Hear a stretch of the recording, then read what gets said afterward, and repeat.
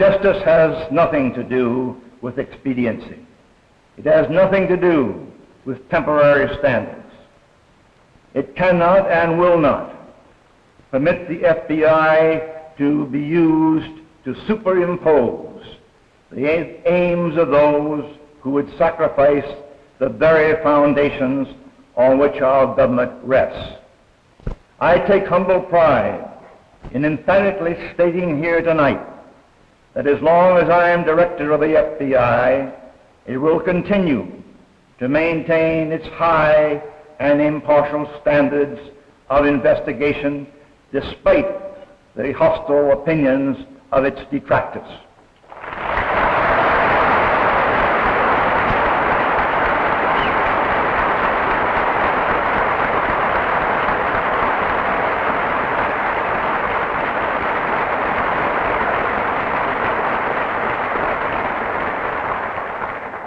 Furthermore, the FBI will continue to be objective in its investigations and will stay within the bounds of its authorized jurisdiction regardless of pressure groups which seek to use the FBI to attain their own selfish aims to the detriment of our people as a whole.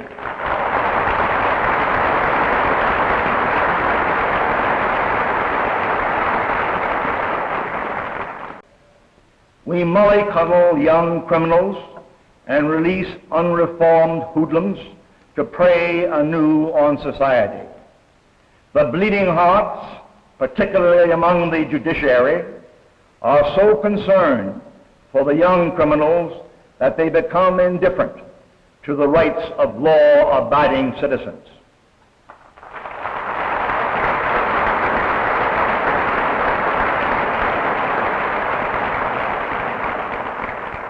We must have judges with courage and a high sense of their duty to protect the public and to adequately penalize criminals if we are to stop the spread of serious and dangerous crimes against society. We must adopt a most realistic attitude toward this critical problem. We have tried the lenient approach and it has failed. It is a fashion of attainment. I believe in the omnipotence of the human spirit.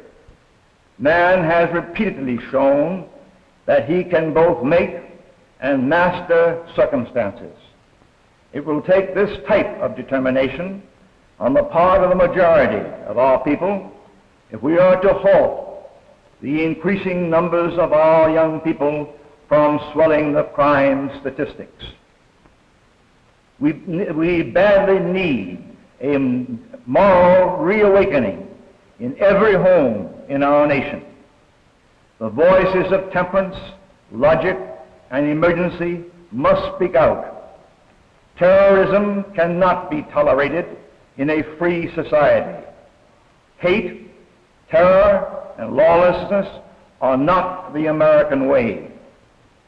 I trust you will give consideration to my remarks and not dismiss them as the typical of the traditional age-old lament about the moral climate of one's native land.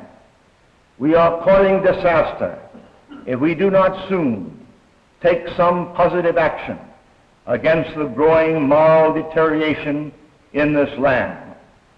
It is a grievous trend which is being steadily reflected in the attitude of contempt which many of our people have for the values which make this nation great.